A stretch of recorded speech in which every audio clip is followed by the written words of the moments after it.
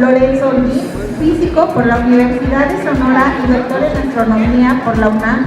Ha trabajado como analista de datos en el Departamento de Astrofísica de la American Museum of Natural History de Nueva York y actualmente es profesor investigador en la Universidad de Sonora, donde estudia nebulosas, planetarias, estrellas de cúmulos y asteroides.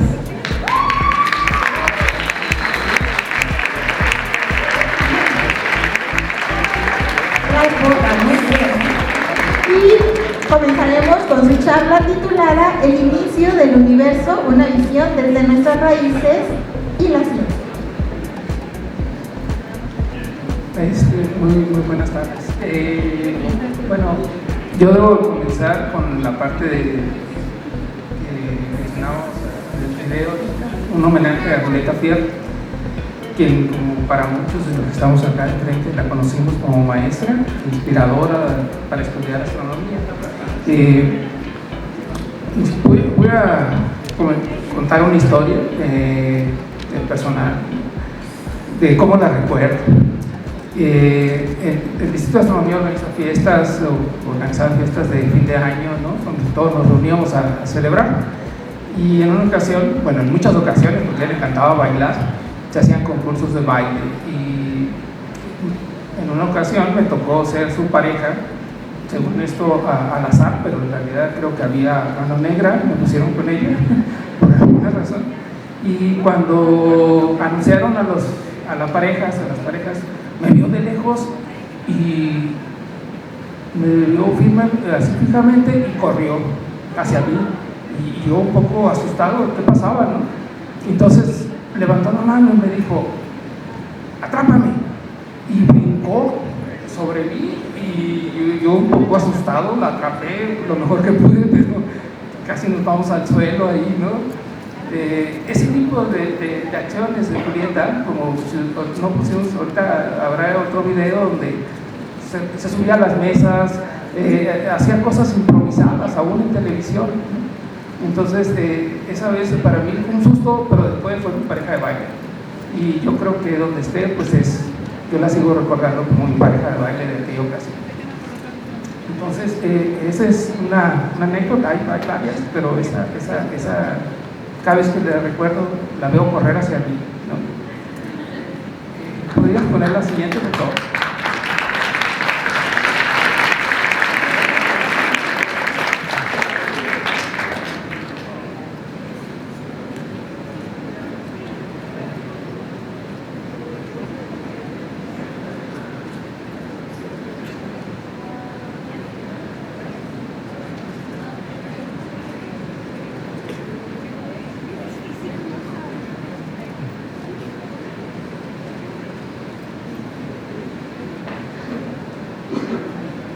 Bueno, es un poco, curiosamente continúa con lo que se venía presentando por el padre Gabor hace rato, pero ahora yo les pongo aquí el inicio que muchas de las pueblos originarios en muchos lugares de México y en el mundo en general intentan dar una explicación al origen del universo y del hombre. Conocemos muy claramente las historias mexicas, las historias incas, la historia de los mayas, o sea, acerca del origen del universo. Y yo traigo aquí un pequeño texto, o un par de ellos, sobre lo que pensaban y lo que decían las culturas del desierto, de donde, digamos, soy yo y que muchas de las personas no conocen. Entonces, este pequeño texto, que es de los Pimas, Pimas decimos los occidentales, ellos tienen un nombre diferente para ellos mismos, y lo leo porque a mí me emociona, me parece una poesía, ¿no? Pero explican en su visión el origen del mundo, de los tiempos y del hombre. Entonces, antes del principio del tiempo, no había más que espacios sin límite, rodeado de una oscuridad más negra que la noche. Por este espacio revoloteaba una diminuta semilla arrastrada por unos velludos filamentos. La semilla se mantuvo revoloteando por el espacio por mucho tiempo, hasta que se convirtió en un ser de forma humana llamado ahora Chubutamaca, el creador. Este tipo de visiones son muy comunes en nuestras culturas del desierto. El hombre creado a partir de o una semilla o del barro o del maíz, etc. Y explica, pues, en su opinión, pues, cómo el universo llegó a ser. Hay historias muy, muy bonitas de este tipo. Aquí es otra pequeña nada más, no la voy a leer, pueden leerlas ustedes ahí. Y hay, les digo, muchísimas que al principio empecé a poner y después dije, no se pueden todas ellas, pero son poesía realmente, ¿no? Entonces, hay otro grupo, yo digo una tribu en la que estamos nosotros, muchos de ustedes seguramente, que decimos que en realidad el universo nació de un átomo primordial, ¿okay? Pequeño, denso, caliente, muchas veces insondable en los primeros instantes, y creció. A la vez que creció, se nota mucho, pero creció y se volvió menos denso, un poco menos caliente, y de ahí surgió todo lo que conocemos, ¿okay? Los planetas, las estrellas, las galaxias, todo lo que conocemos.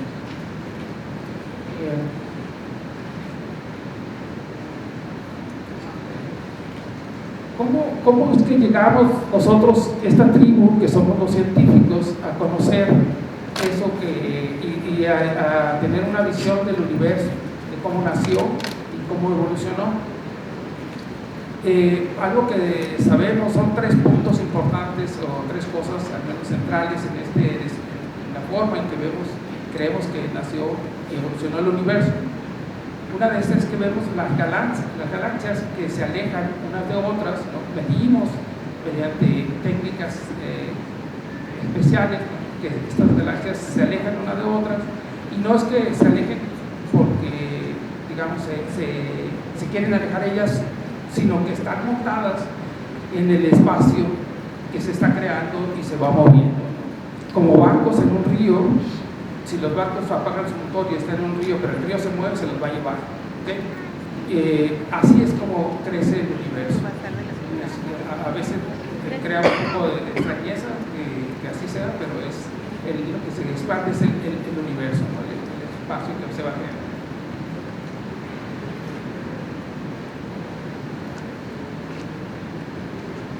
El otro elemento que es central es que cuando nació el universo era un puntito, ¿no? Era una cosa muy pequeña, y al ir creciendo se fue enfriando, ¿okay? Y en la época actual lo que vemos es esos remanentes muy fríos, ¿no? Y lo podemos detectar estudiando en diferentes regiones del universo, la luz remanente, digamos, de aquellos tiempos, que está expresado aquí, que es bastante uniforme. Es uno de los entes teóricos que utilizamos en física es el cuerpo negro, y el universo, como se encuentra ahora en su forma actual, su temperatura actual, es uno de los cuerpos negros más perfectos que conocemos, ¿no? Y lo detectamos por todos lados, ¿no? Y lo siguiente es que una de las predicciones es que de ese universo se formaron principalmente hidrógeno y helio, 2 elementos los más sencillos que conocemos, y esos 2 elementos los encontramos en gran medida en todas las regiones del universo, y nos dicen que efectivamente son los más abundantes, del orden del 75%.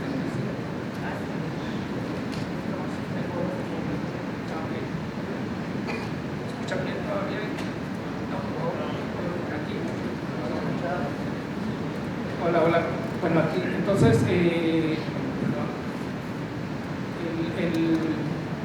estos elementos que son los más abundantes, si los medimos ahora, como decía el padre Gabor, podemos... A ver, ¿me escuchan mejor aquí?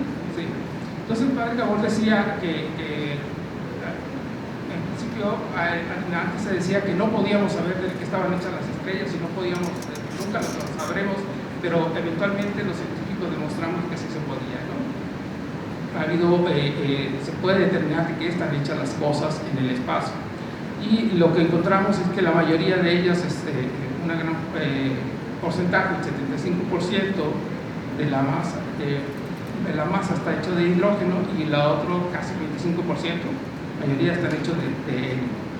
Y esas son tres evidencias de que tenemos de que el universo, o sea, que nos lleva a la teoría de que el universo antes fue un pequeño punto, creció y de ahí surgió todo lo que lo tenemos actualmente. Y ustedes se preguntarán si solo había hidrógeno y helio y el resto. Los humanos tenemos hidrógeno y tenemos carbono y tenemos nitrógeno y oxígeno. ¿De dónde vino todo lo demás? Esto es una pregunta muy interesante y las máquinas que lo producen, de eso nos va a contar el doctor Miguel Chávez, por eso yo ya no tengo que explicarlo, te lo voy a dejar a él porque es una pregunta complicada. ¿No? Pero digamos, lo interesante de esto es que nuestra tribu ha trabajado desde mucho tiempo, digamos, el ciclo, y ya ha logrado explicar o dar una visión de cómo nuestro universo ha llegado a ser como es. Son 13.800 millones de años de evolución, dichos en unos cuantos minutos, pero pues espero que el doctor Miguel Chávez pueda contar. Yo conté un pedacito, unos segundos tal vez, pero él va a decir todo el resto de lo que fue la evolución del universo. A ver cómo le hace. Y le pasa el micrófono al doctor Miguel Chávez.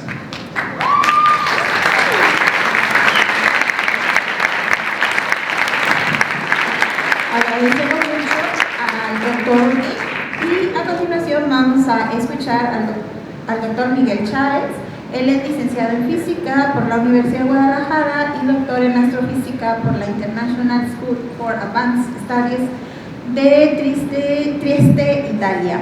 Es investigador titular en el INAOE, miembro de la Academia Mexicana de Ciencias y del Sistema Nacional de Investigadores e Investigadoras nivel 3.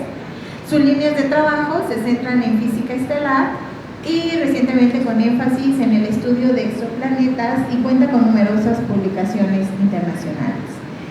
Él nos hablará ahora de su charla denominada Una excursión cósmica de la química en el universo.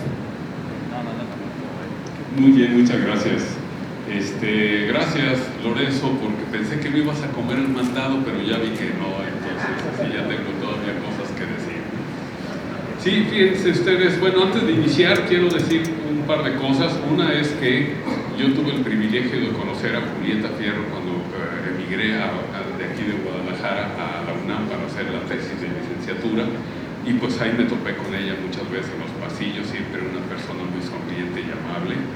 Y luego pues la seguí mucho cuando daba sus pláticas de divulgación, que eran espectaculares y muy atractivas, ¿no? Yo siempre pensé, ojalá algún día yo pueda dar charlas de divulgación de esa naturaleza. Bueno, aquí estamos, a ver qué tal me sale. Y bueno, tuve chance de conocerla personalmente. Íbamos a tener alguna anécdota, debo decirlo con profunda tristeza, porque en la primera semana de octubre se organiza mundialmente lo que se conoce como la Semana Mundial del Espacio, y yo había invitado a Julieta a que nos hablara, sobre todo a los chavitos que pensaba yo invitar, que nos hablara del tema que era Living in Space, viviendo en el espacio. Y entonces ella dijo, sí, cómo no, yo ahí les caigo el 5 de octubre, pero algunos meses antes me escribió y me dijo, oye Miguel, pues no voy a poder ir porque ando malita. Y mira, ya nunca la volví a ver. La verdad es que lamento mucho no haberla visto de nuevo, a una gran persona que adoro mucho. Yo tenía una foto con ella.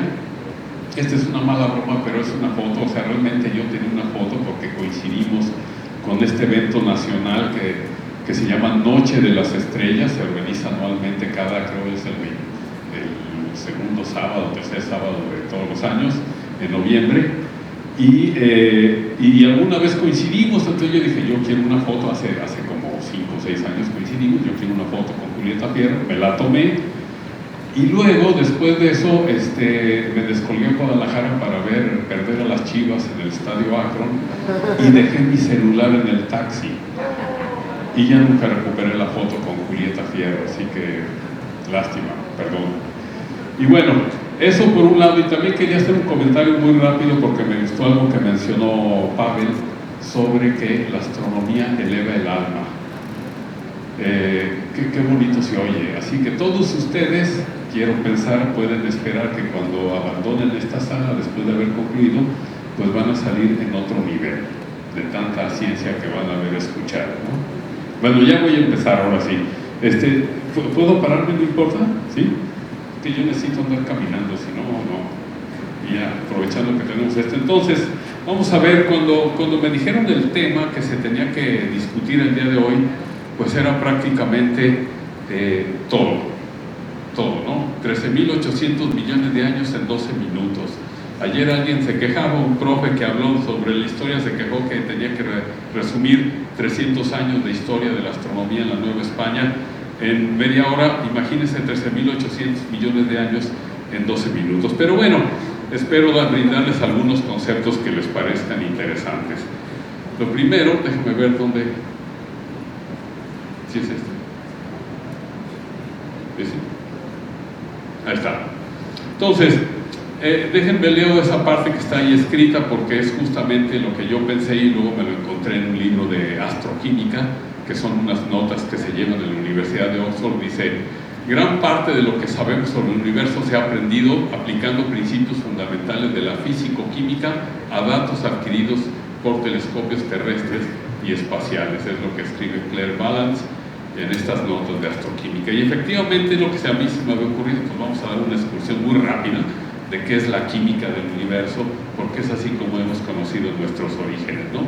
Y hasta, o sea, desde el Big Bang, que ya se mencionó, ahí está la gran explosión, hasta nuestros días, donde somos seres pensantes y eventualmente conscientes, o a veces inconscientes, ¿no?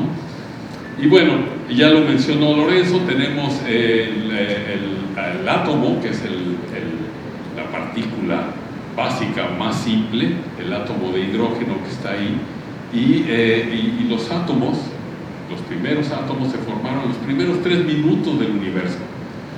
Unas cantidades inimaginables. Por ejemplo, vean ustedes, cuando inició el Big Bang, que por cierto, pongo esa tira cómica que está ahí porque Calvin se queja de que una cosa de inimaginables dimensiones se le diga Big Bang. ¿Cómo es eso? Big Bang. Él dice que se debería de llamar en inglés el Horrendous Space Kablooey. Tradúzcanlo como quieran, pero puede ser una cosa espeluznantemente aparatosa, una explosión de magnitudes insospechadas, ¿no? Y bueno, en los primeros 3 minutos se formaron los primeros átomos, y ya se mencionó que fueron hidrógeno, helio y una pizquita de litio, casi nada.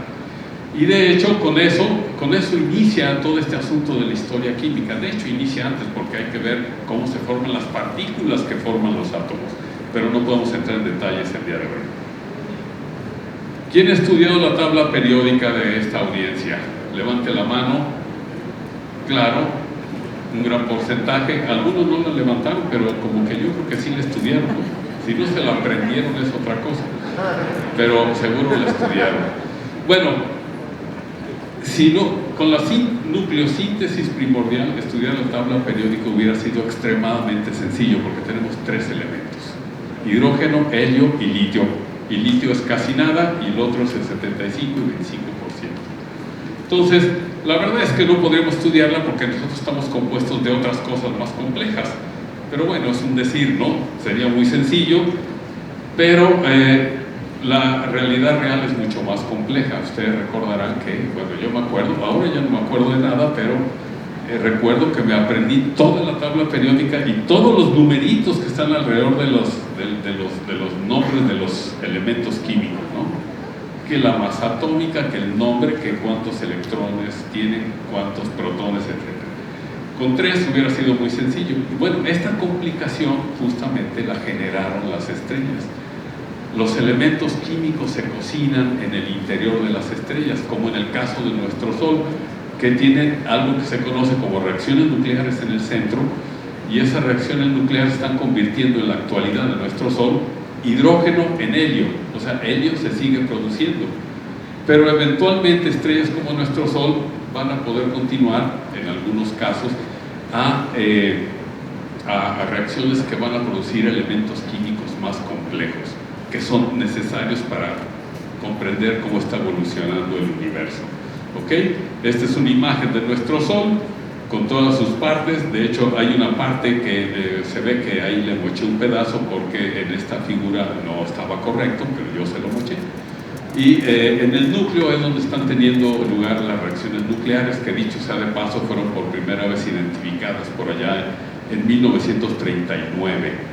Justo en época por iniciar la guerra había muchos estudiosos de las reacciones nucleares y esta se pudo identificar y es la que está teniendo lugar en el Sol. Pero nuestro Sol no estaba en el principio de los tiempos. Justo entre 100 y 400, y digo esto porque no pude encontrar un dato más preciso, pero entre 100 y 400 millones de años después de la gran explosión de este Space Kablooey, nacieron la primerísima generación de estrellas que se conocen como estrellas de población 3, así se les conoce, no vamos a entrar en detalle. Pero esas primeras estrellas eran enormes y compuestas solo de hidrógeno, helio y una pizquilla de litio. Y es ahí donde tuvieron lugar las primeras reacciones nucleares que convirtieron ese hidrógeno, helio y litio en carbono, nitrógeno, oxígeno y todos los elementos pesados que conocemos. Y explotaron en forma de algo que se conoce como supernova, esta nueva generación de estrellas. Y entonces fue el primer, o sea, de entre 1 y 400 millones de años después del Big Bang, hubo el primer enriquecimiento del universo con elementos químicos que vienen en la tabla periódica. Bueno, transcurre el tiempo y se formaron estrellas de otras generaciones que siguen teniendo su evolución y cuando terminan sus días pueden explotar. Estrellas gordas, que son 8 veces la masa del Sol o más grandes, terminan como eventos supernova, ¿no? Que tienen un remanente difuso que desparrama todo este material en el medio que la circunda, o estrellas que no son tan grandotas pero que circulan en sistemas de 2 estrellas y por intercambio de masa una de ellas termina explotando como supernova. Por eso puse ahí supernova de varios tipos. Este es un tipo, una que está allá a la izquierda, y la que está a la derecha es otro tipo que son muy famosas, sobre todo la nebulosa del Cangrejo, ¿no? Bueno, esta es una forma.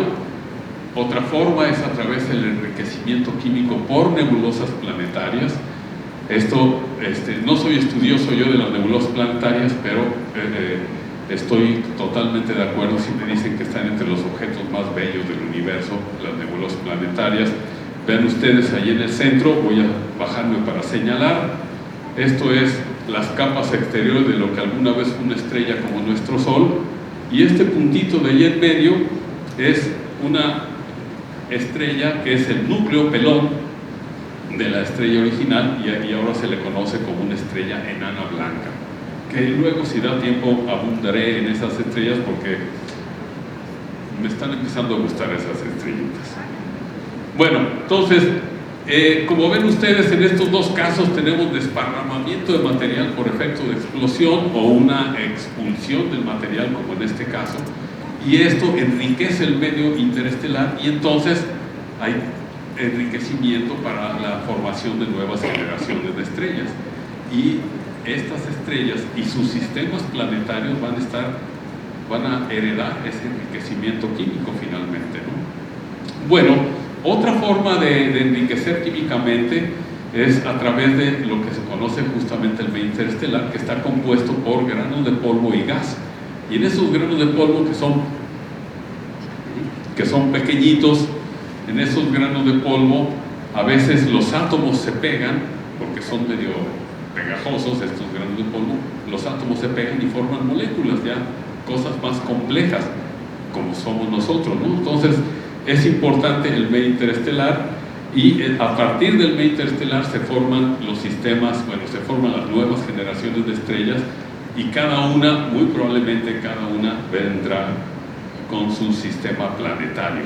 Y aquí muestro unas imágenes de discos protoplanetarios donde vemos alrededor de las estrellas cómo hay este material, gas y polvo del cual se están formando los planetas, que es a donde voy rápidamente. Aquí están los planetas de nuestro sistema solar, que son 8, y en la actualidad, fuera de nuestro sistema solar, conocemos ya algo así como 6.155 exoplanetas confirmados en una gran variedad de formas y estilos, ¿no? A partir de 1995, el primer descubrimiento, el primer exoplaneta alrededor de una estrella como nuestro Sol fue descubierto por estos dos personajes, Michel Mayor y Didier Queloz, que recibieron el premio Nobel en el 2019, premio Nobel de Física. Bueno, tenemos todos esos exoplanetas y lo que queremos en la actualidad, ya hemos descubierto muchísimos. Como en paréntesis, yo tengo que hacer una expresión de júbilo, ya lo había hecho en algún momento, creo que Lorenzo fue el único que me escuchó en aquella ocasión, así que lo voy a volver a repetir, porque estoy colaborando con unos colegas de España y ahí en el INAOE, y hemos muy probablemente descubierto lo que va a ser mi primer exoplaneta descubierto, de como 200 candidatos que descubrimos, y entonces Miguel Chávez está contentísimo, ¿no? Tengo que expresar mi júbilo. Y ahora la gente se está volcando, los investigadores, yo de hecho es algo que quisiera aprender, se está volcando a estudiar las atmósferas de esos exoplanetas para ver qué contenido químico hay y qué tan similar es ese contenido químico, ¿no? De aquella química que inició con el Big Bang, ese contenido químico qué tan similar es el de la Tierra, porque la Tierra, un planeta que tiene 4.500 millones de años, con una atmósfera como la que tenemos, pues sabemos que estamos aquí vivos platicando de exoplanetas, ¿no? Entonces, eso es a lo que se está concentrando gran cantidad de gente. Y esta es la atmósfera de la Tierra, lo que quisiéramos poder ver en algún momento. Y si me invitan para la próxima film, yo les voy a platicar de algo que se conoce como el Observatorio Ultravioleta Lunar, que es una colaboración que estamos llevando a cabo también con la Universidad Complutense de Madrid, porque la intención es poner a girar en una órbita polar lunar un satélite que esté observando la Tierra como si fuera un exoplaneta, para estudiar cuáles son los efectos del Sol en la atmósfera de la Tierra. Y aquí le paro. Gracias. Agradecemos la presentación al doctor Miguel Chávez, y para concluir con nuestras participaciones individuales, le vamos a dar la bienvenida a la doctora Milla Valenzuela. Ella es geóloga y doctora en ciencias, experta en meteoritos, es académica del Departamento de Ciencias Geológicas de la Universidad Católica del Norte en Antofagasta e investigadora del Centro de Astrofísica y Tecnologías Afines, CATA, y del Instituto Milenio de Astrofísica, MAS. El asteroide 11.819 lleva su nombre en reconocimiento a sus contribuciones al campo de la meteorótica en Chile y Latinoamérica, y ella nos impartirá su charla El rol de los planetas terrestres en la emergencia de la vida y la conciencia.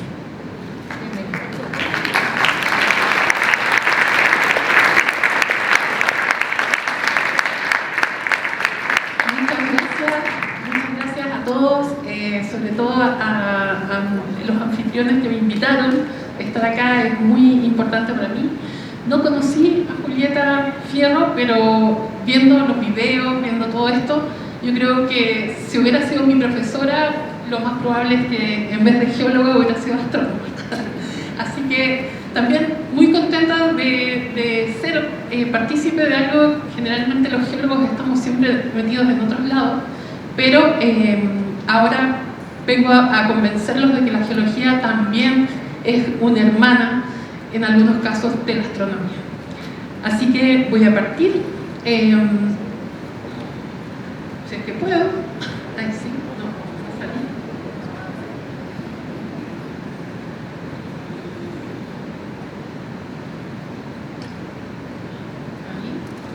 Ahí sí.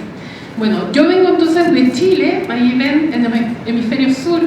Ahí está mi ciudad, Antofagasta, el lugar donde tienen todos los grandes observatorios que están puestos ahí, porque vivimos en un desierto, uno de los más áridos del mundo, que además, por esta condición, tiene los cielos más diáfanos del mundo y por lo tanto todo el mundo lleva ahí los telescopios. Esas son las noches con las que yo me emocioné, fueron el inicio de querer ser científica. Finalmente yo terminé siendo geóloga, partiendo por la astronomía inicialmente, y mi hermano terminó siendo un científico del mar.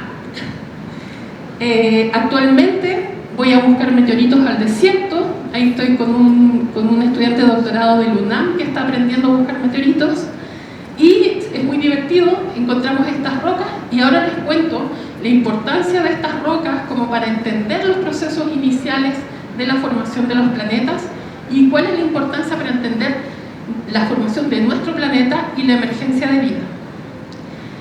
Ahí está cómo tenemos que buscar los meteoritos. Y no sé si puedo poner el video. Esto entonces se quedó un poco la última charla mostrando justamente el origen de estas nuevas estrellas que casi muchas de ellas van a generar entonces estos sistemas planetarios donde tenemos este enriquecimiento de elementos que me da mucha risa porque los astrónomos dicen como que son metales, como la metalicidad, que es el enriquecimiento entonces de todos estos elementos que no son el hidrógeno y el helio, que en los planetas rocosos abundan mucho, el hierro, el silicio, el aluminio, el potasio, etc. Entonces esto parte de este tipo de procesos en los cuales vamos a terminar con un sistema solar que en ese momento está todavía, este disco protoplanetario, que es polvo, mucho polvo de este material más enriquecido en estos elementos más pesados, que cuando nosotros cortamos los meteoritos podemos tener acceso directo a ese polvo. Entonces, de alguna forma se complementa lo que la luz puede hacer, lo que los espectros pueden dar información, con la evidencia física del material del cual está compuesto estos discos protoplanetarios. Entonces, así se ven cuando los cortamos y los miramos al microscopio. Ellos ocupan telescopios, nosotros ocupamos microscopios, y estas hermosas esferas son parte de los minerales que además podemos encontrar en los asteroides, etc. De alguna forma los meteoritos es como una misión barata para entonces tener acceso a estos materiales que son los remanentes de la formación del sistema solar. Entonces, con cada uno de estos meteoritos podemos tener acceso a estas diferentes fases de la formación del sistema solar, iniciando con este proceso de acreción previo a la formación de planetas, donde vamos a tener estos planetesimales chocando con mucha heterogeneidad, pero después cuando estos crecen y empiezan a generar estos protoplanetas, vamos a tener entonces otro tipo de meteoritos que nos permiten acceder justamente a esta diferenciación planetaria que se genera, que todos los que pasaron por la escuela saben que tenemos un núcleo, un manto, una corteza, y eso es parte entonces de lo que se genera producto de esta diferenciación. Y todo ese material fue espolvoreado de alguna forma a los planetas del sistema solar a través de cometas y meteoritos, que venían entonces con esta química de la que estuvimos hablando inicialmente, que está enriquecida no solamente por estos elementos más pesados que el hidrógeno y el helio, sino que además por moléculas que son orgánicas, que tienen entonces una gran importancia porque corresponden a los ladrillos de formación de cualquier molécula orgánica que luego podríamos usar para generar vida. Entonces ahí hay un meteorito, los meteoritos carbonáceos son los que usamos, ustedes tienen uno maravilloso que es Allende, que todos los que amamos los meteoritos es como nuestro ícono. Y de ahí podemos aprender mucho entonces de cómo fue entonces estas semillas de materia orgánica. Esa vida puede haber entonces iniciado inicialmente en el fondo de los océanos, con esta vida muy primitiva, unicelular, que habría después evolucionado. Pero la pregunta es cómo pasamos entonces de esta tabla periódica de hidrógeno, helio y litio a una que está con todos los elementos de la tabla forma periódica, pero además con la mucha, quizás a lo mejor el universo está lleno de vida que todavía no lo reconocemos, pero que pensamos, por lo menos los geólogos son un poco más pesimistas que los astrónomos, pensamos que la vida unicelular debe ser bastante común si es que tienen las buenas condiciones, pero la complejidad de la vida, de animales complejos, eso solamente lo puede dar un lugar que permita la cocción de esa evolución, que son en general los planetas, y no cualquier planeta. Entonces la vida es esta estructura molecular autoorganizada capaz de intercambiar energía y materia con el entorno con la finalidad de automantenerse, renovarse y finalmente reproducirse. Eso lo cumplen la vida básica, como estas células unicelulares que dieron origen a toda la parte primaria de la vida en la Tierra, que fueron bacterias, pero que necesita entonces evolución para llegar a una vida compleja, que no sabemos cómo será en otros lugares, pero aquí estamos nosotros. Y esa vida entonces necesita ingredientes y condiciones que, para que se genere esa vida compleja, tenemos los ingredientes básicos de lo que nos da justamente lo que entendimos que se forma en el espacio y que puede llegar a través de los meteoritos y de los cometas. Necesitamos el agua líquida, que es muy importante para generar esa cohesión entre las moléculas, para poder generar entonces algo que se mantenga, una fuente de energía y un nicho protegido de las radiaciones para que no maten esas moléculas. Y necesitamos evolución y tiempo de esa evolución para que entonces este sistema pueda evolucionar. Y necesitamos que haya una baja frecuencia de impactos, porque si no los impactos van a borrar la vida que se genere, protección de la radiación y condiciones climáticas no extremas, o sea que tengan una temperatura no tan variable. Y eso en general se da en los planetas, entonces ahí muestro la tectónica de placas, el sistema Tierra-Luna, que son muy importantes en la Tierra para explicar por qué evolucionamos desde las bacterias, de lo más básico, pero que estuvo muchos años, muchos millones de años, la vida dominada por esto, a esta parte de complejidad que tiene que ver entonces con estas condiciones específicas de tiempo, protección, regulación de la temperatura, etc. Entonces, ¿qué hace tan especial a la Tierra? Tuvimos primero, cuando se estaba formando la Tierra, tuvimos eventos catastróficos que permitieron la existencia de la Luna, por ejemplo.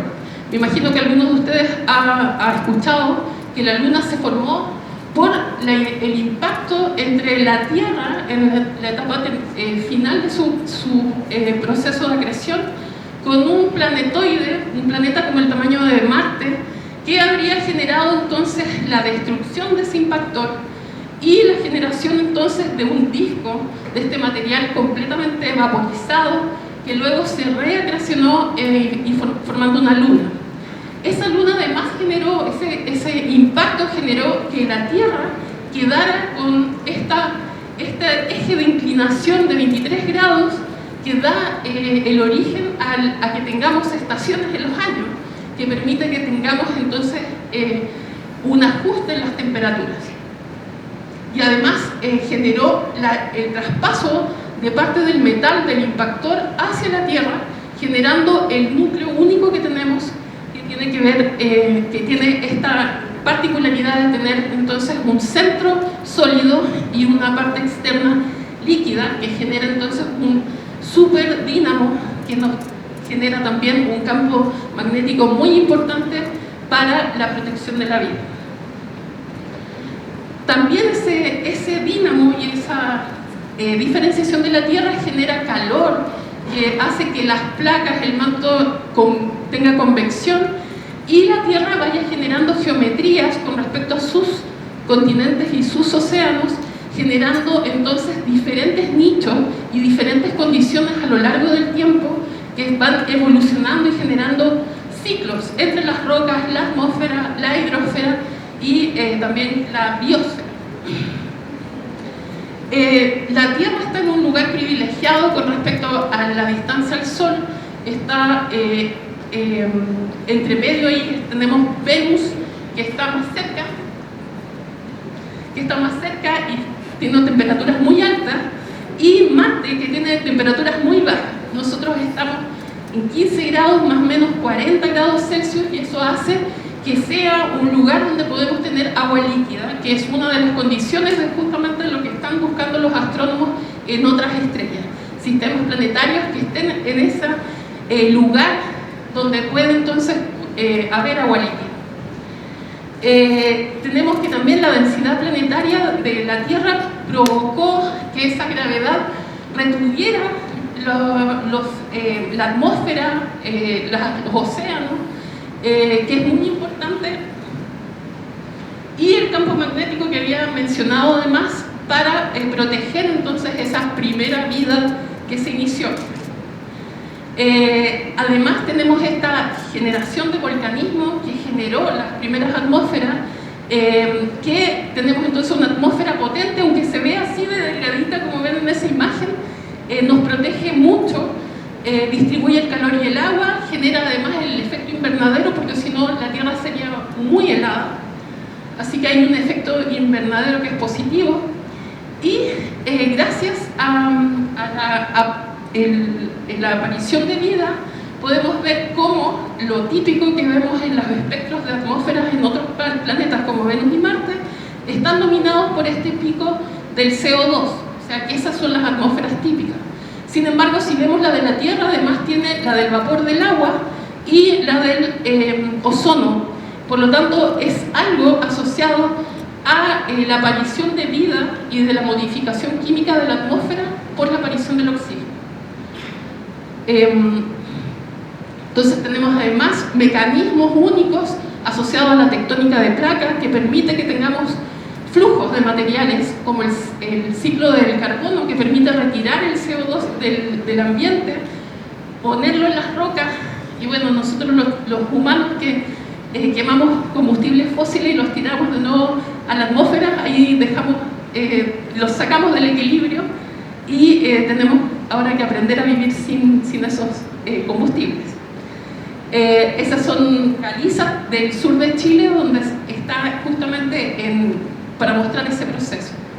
Y el agua líquida, que es muy importante entonces para estos equilibrios que se dan naturalmente en la superficie de la Tierra.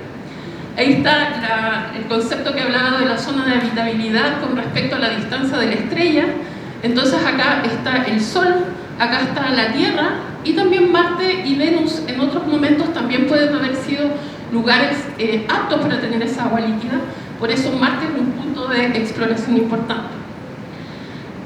La vida inicial, que fueron estas bacterias súper chiquititas, fueron vitales también para cambiar la química de la atmósfera y generar entonces esta evolución que vemos acá, pero que vemos que tomó bastantes millones de años. Vemos que los animales recién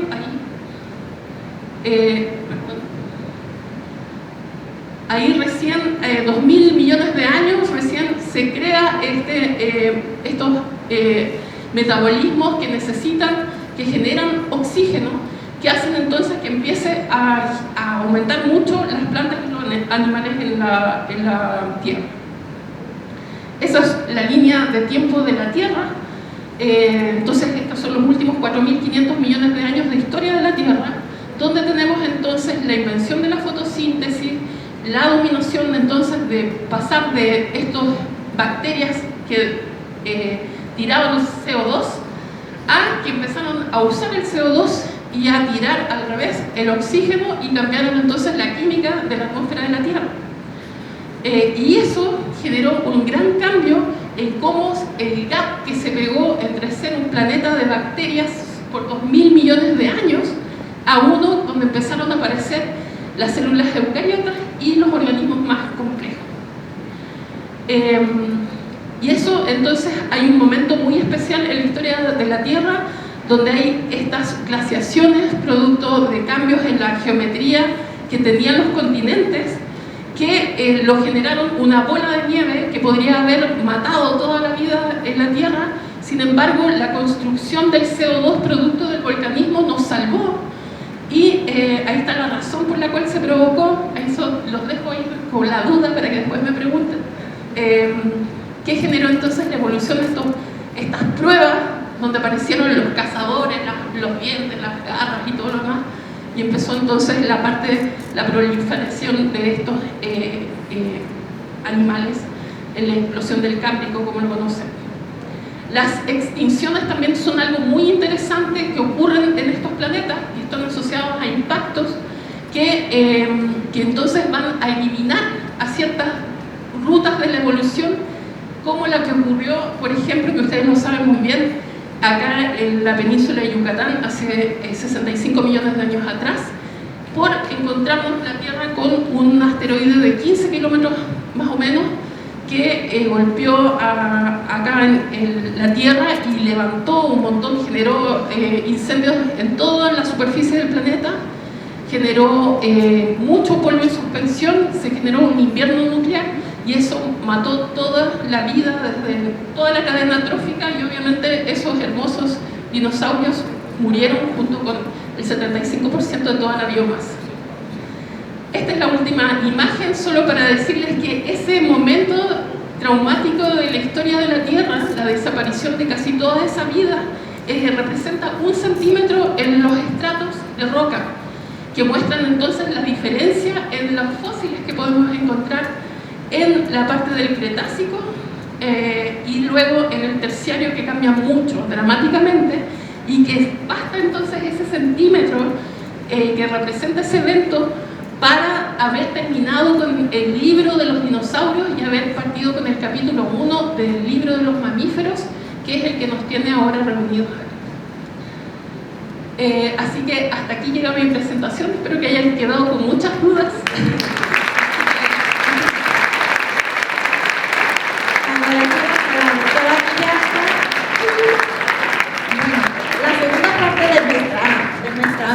Tenía que ver con una pequeña discusión entre ellos, salen muchas preguntas, creo, entre las charlas que nos dieron, como si a lo mejor las culturas antiguas se preguntaban sobre la astronomía, o si tal vez con lo que vimos y platicaba el doctor Miguel Chávez en su siguiente charla, si nos invitan a la FIL, nos preguntamos si existe la vida o es posible que existiera la vida en otros lugares aparte de la Tierra, o si somos hijos, nietos de las estrellas o cosas por el estilo. Pero bueno, por el tiempo voy a cortar y solo voy a dejar una pregunta para los tres, en donde podríamos pensar, ahorita nos hablaron sobre el principio del universo, ¿no? Y todo tuvo un principio, y la pregunta es, ¿y también habrá un final?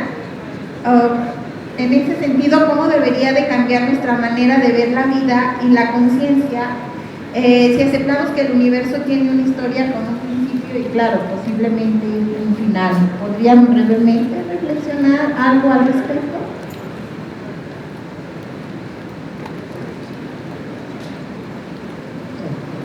Bueno,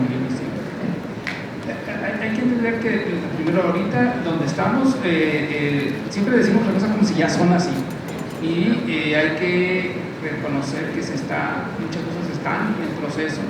El universo, hay cosas extrañas que siempre, cuando no sabemos algo, le decimos que es oscura. Entonces, la energía oscura y la materia oscura, pues, ¿qué va a pasar con el universo en el futuro? ¿Hay un final? ¿Cuál va a ser el final? ¿Está realmente esa materia, esa energía oscura? El universo se va a expandir para siempre, se va a enfriar y todo se va a enfriar al infinito. O alguna vez se va a volver a comprimir, ¿no? Y volver a formar ese puntito, ese átomo fundamental. No lo sé, pero es interesante que eso está en el proceso, ¿no? Entonces, bueno, si decimos ahorita que la parte de expansión del universo es irremediable, pues lo que nos espera solo es que crezca, se enfríe y ahí termine todo, ¿no? Hay otras consecuencias, pero por el tiempo, digamos que lo dejamos ahí. Y por cierto, las planeterias son las más bonitas, no porque yo las estudie, pero esas son las más bellas, así que acuérdense de eso.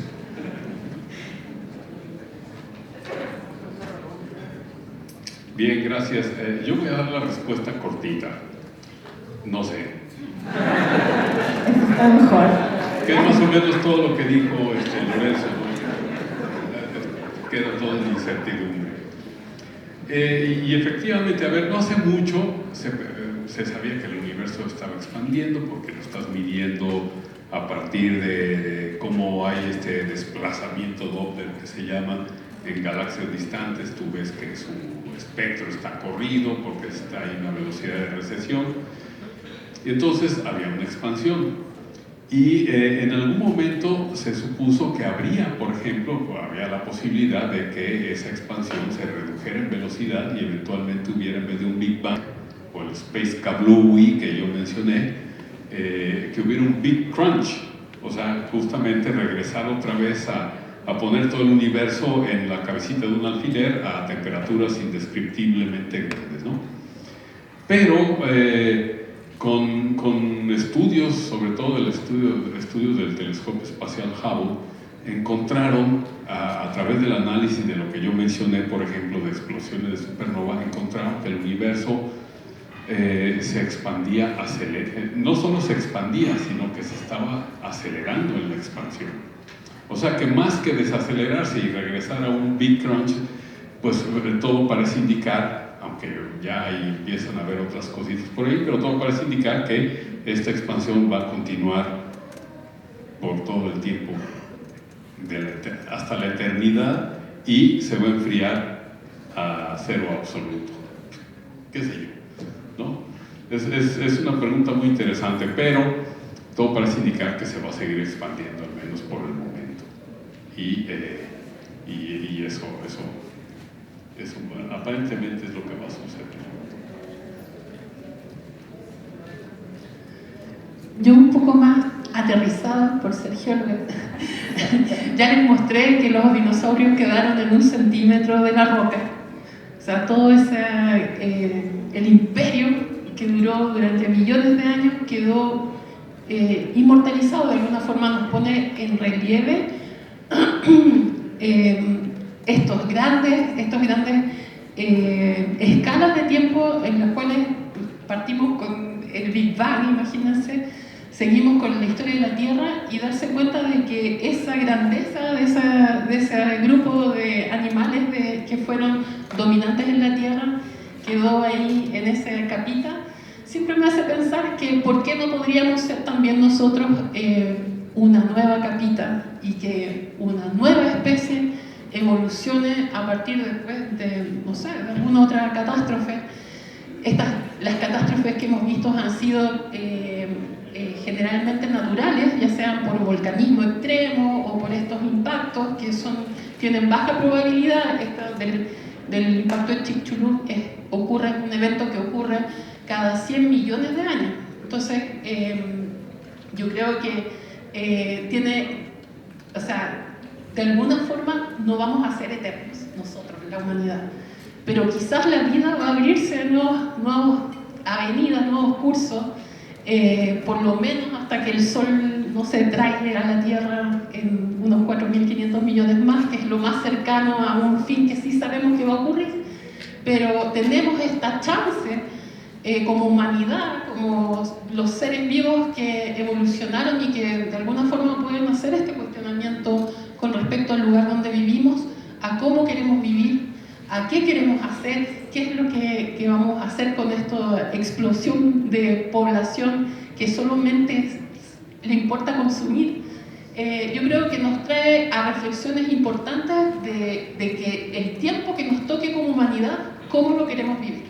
Y eso yo creo que está más allá de lo que vaya a ocurrir, porque lo que vaya a ocurrir va a pasar, pero podemos nosotros elegir cómo querer vivir, cómo querer convivir con la naturaleza. Y ahí me vuelvo a sumar un poco a la reflexión del padre Gabor, que tiene que ver con este libro de la naturaleza. Por lo menos yo me siento muy aferrada al libro de la naturaleza y a entender que nosotros somos parte de esa naturaleza y deberíamos convivir con ella de una forma más sana. Eso. Perfecto, muchas gracias. La verdad es que sí nos dan pie a muchas cosas para reflexionar, ¿no?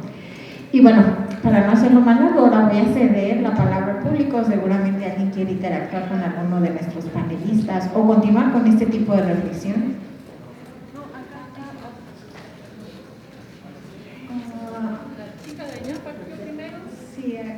la puerta, Julia.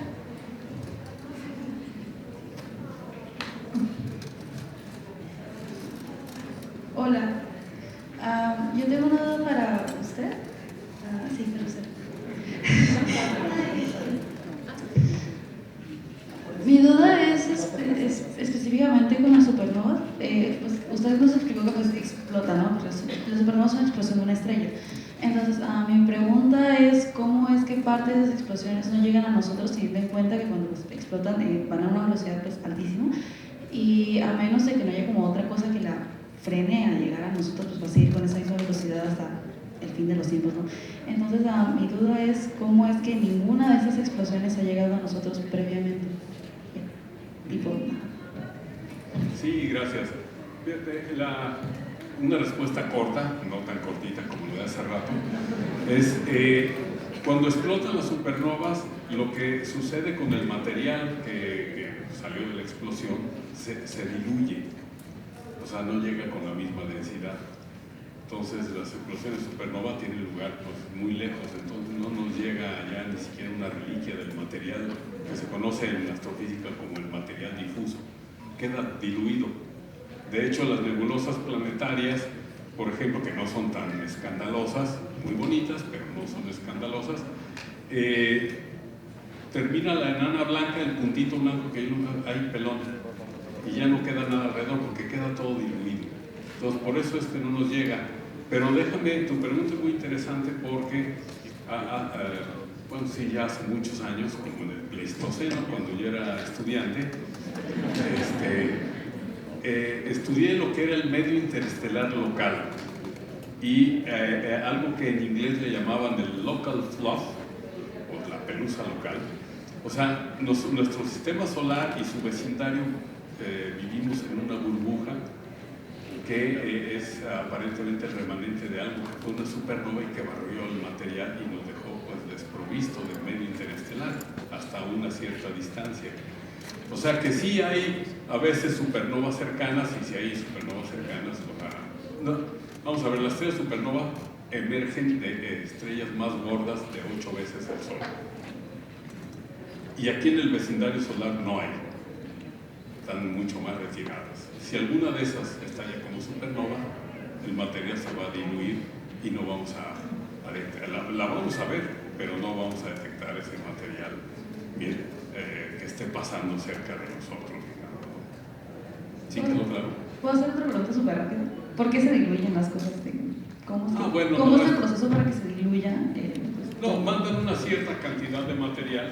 Vamos a ver, está pegado aquí a la estrella, mandan una cierta cantidad de material y esa cantidad de material después de un cierto tiempo, esa misma cantidad va a estar a una distancia más grande. Y si es en la misma cantidad de material, entonces pues en realidad va a estar como más desparramada, a eso me refiero con la dilución, va a estar desparramado y más tiempo pasa, pues más desparramado hasta que se hace prácticamente imperceptible, ¿no? Ok, muchas gracias.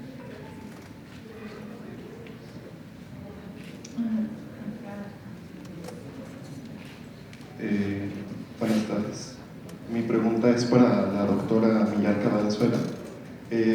¿Cómo calculan la antigüedad de los meteoritos? ¿Usan algún isótopo en específico? Y otra pregunta, que es que respecto a los compuestos orgánicos encontrados en algunos meteoritos, ¿hay alguna forma de saber si ya venían en el meteorito cuando impactaron o si no fueron contaminados estando aquí en la Tierra por la vida orgánica que ya existía? Gracias.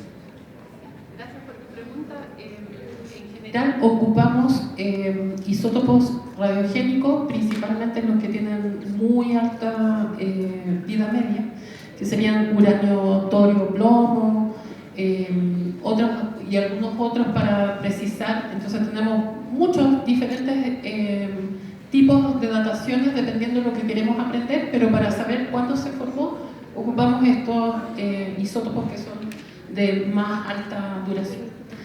Y con respecto a cuando caen los meteoritos, evidentemente es un porcentaje muy chiquitito, 2% de todos los meteoritos que hemos encontrado en la Tierra son estos que uno ve y caen, que ustedes en México tienen un montón, en Chile no tenemos ni uno.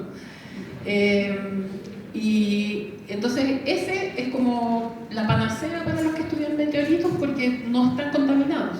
Entonces la idea es ir a buscarlos de inmediato y tratar de no contaminarlos y estudiarlos directo en el laboratorio.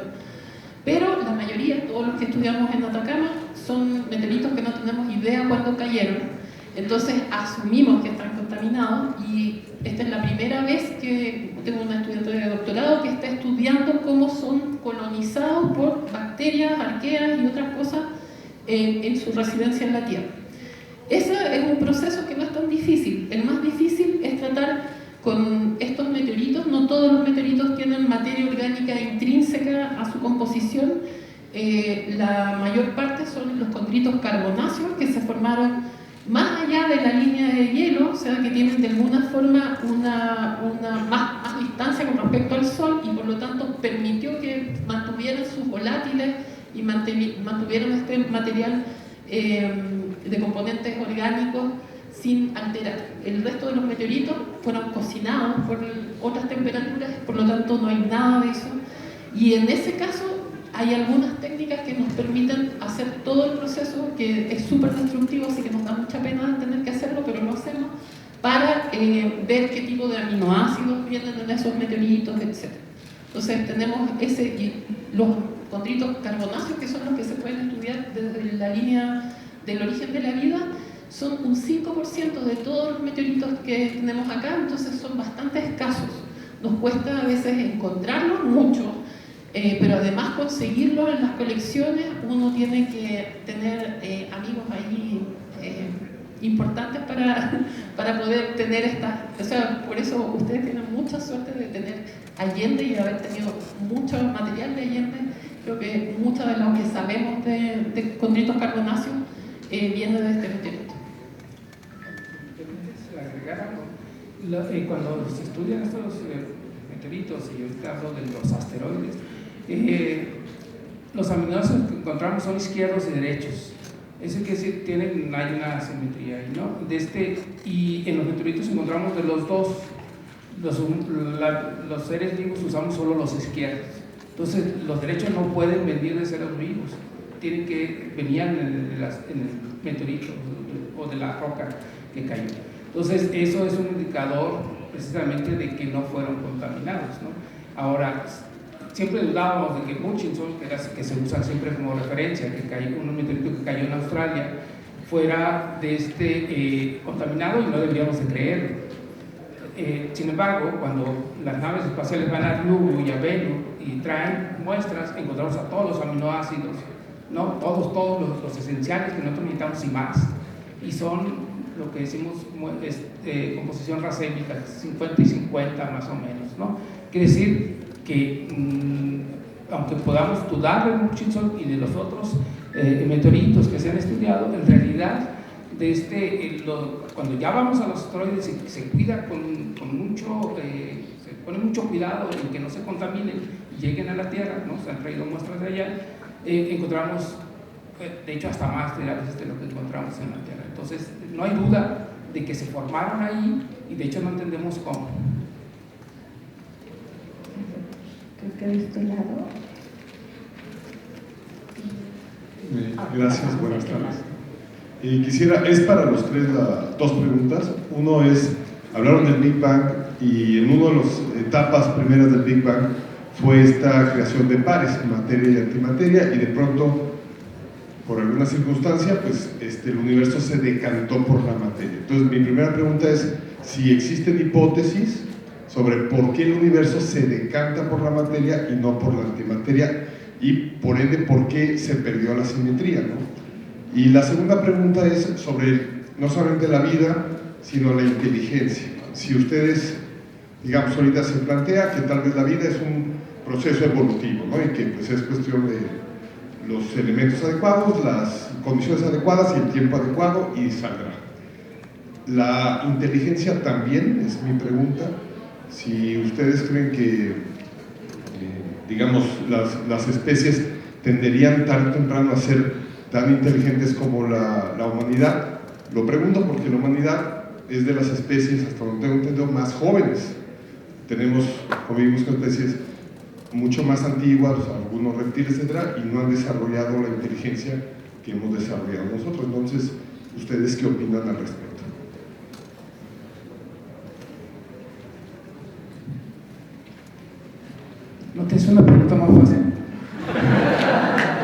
No, estaría en un minuto.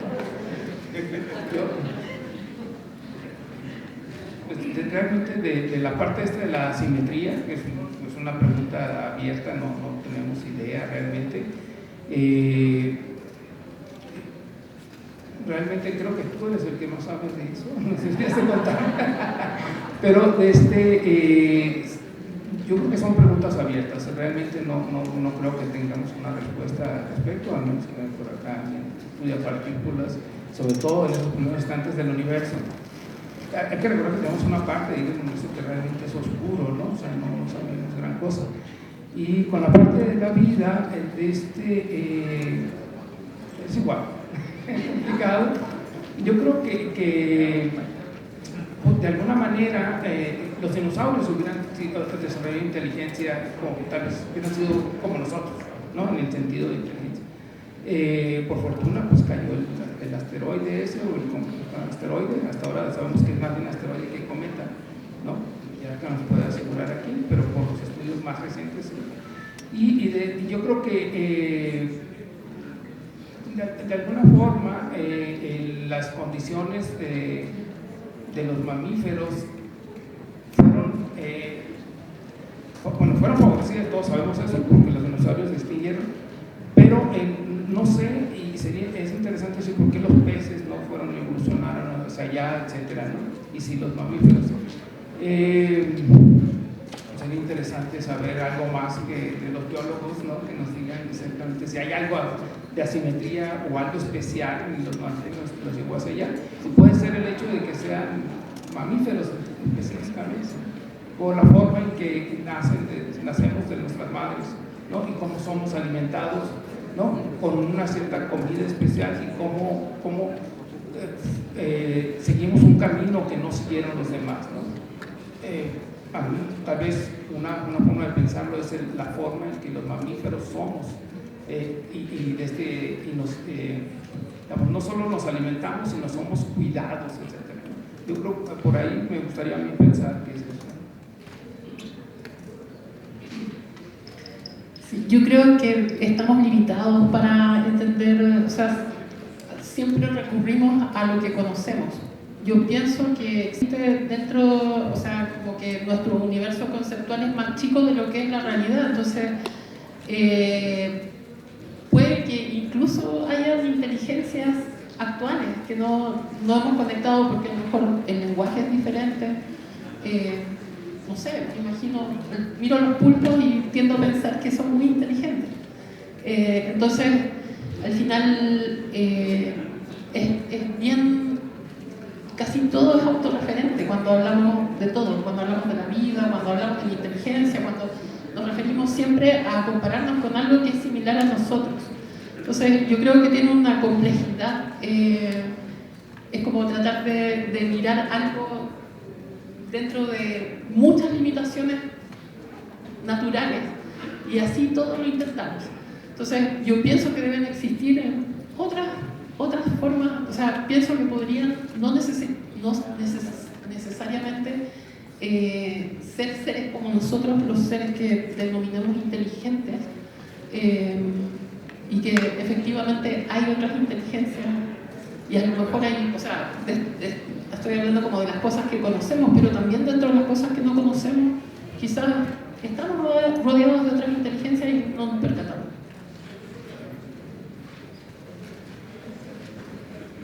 ¿No tienes otra más fácil? No, a ver, yo la verdad es que me quedé más o menos como en una centésima de segundo después del Big Bang y eso ya fue muy posterior a este asunto de la asimetría. O sea, yo, digamos, he tenido oportunidad de leer con algo de detalle el cómo se formaron las partículas que forman los átomos y eso fue mucho antes de 3 minutos, fue como en una centésima de segundo, pero la asimetría no llegué a ese punto. Lo que es cierto es que efectivamente hubo una decantación, la verdad yo no sé por qué se decantó por la parte material, pero es la parte material porque no vemos catástrofes, ¿no? De que hubiera aquí antimateria y entonces pelas, ¿no? Aunque sí hay antipartículas. O partículas que tienen su antítesis ahí cerca, digamos. Entonces, la verdad es que no sé, es una pregunta abierta y habría que ver. Uno podría hasta pensar, oye, si hay un universo de antimateria y que está por ahí en algún otro lado, entonces la verdad es que quién sabe. Y respecto a la parte de los seres vivos, pues mira, es una pregunta muy interesante porque efectivamente cómo definimos inteligencia, pues la estamos definiendo nosotros mismos, ¿no?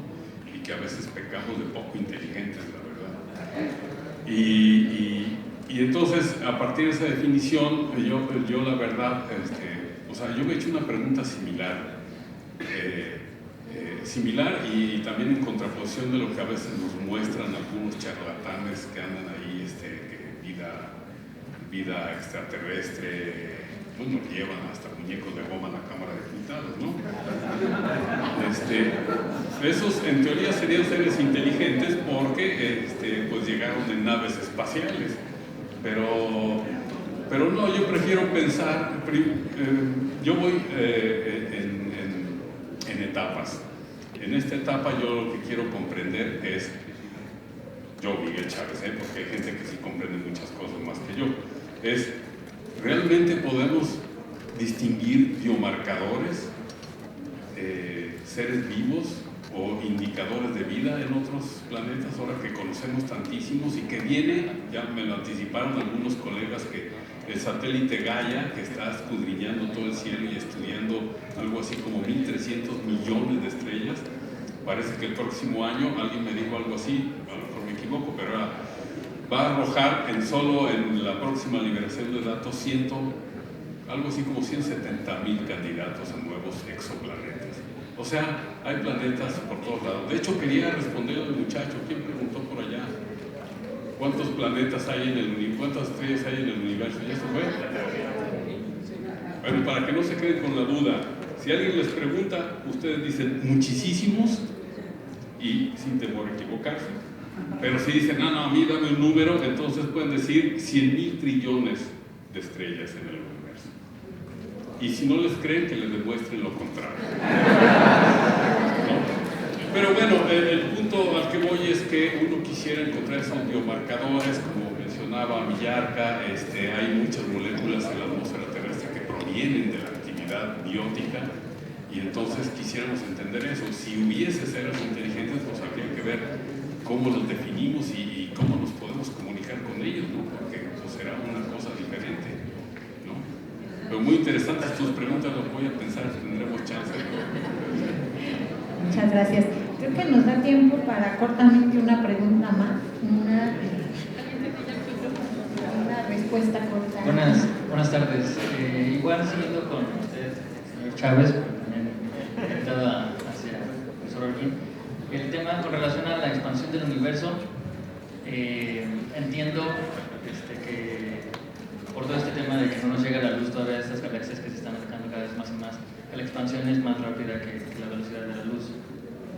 Y aquí concretamente es algo que como que me vuelve un poco la cabeza, es decir, ¿esa expansión hacia dónde va? O sea, ¿el espacio crea espacio? ¿Está creando espacio el espacio? Gracias. Luego te juntas con Javier esas preguntas complicadas. Dije, qué fácil. Sí, bueno, a ver, efectivamente, o sea, tenemos algo de dimensiones minúsculas. Minúsculas me refiero a, o sea, nada, ni siquiera la cabeza de un alfiler, ¿no? Y ahí está todo el universo concentrado. A temperaturas indescriptibles, creo que poquitos fracciones de segundo después del Big Bang eran algo así como exponencialmente 10 a la 42 grados Kelvin. O sea, pero efectivamente la pregunta es, oye, ¿y afuera de esa cabeza de alfiler qué había? Pues no había nada.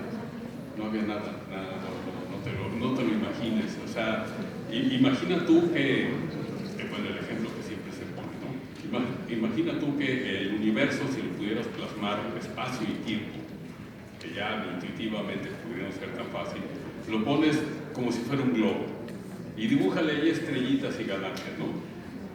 e inflalo, ¿no? Tú lo inflas y tu universo es la superficie del globo. Lo que está afuera y adentro del globo, en nuestras dimensiones, no existe. Entonces, ¿queda respondida la pregunta? O más o menos. Bueno, a lo mejor allá aquí los... Bueno, yo diría nomás que el espacio se va a crear. O sea, no existe antes, y por eso decía, las galaxias no es que se vayan alejando, sino que el espacio va creciendo y ellas van montadas, ¿no? Y se los va llevando. Entonces, esa es la visión. Bueno, pues entonces agradecemos a nuestros panelistas.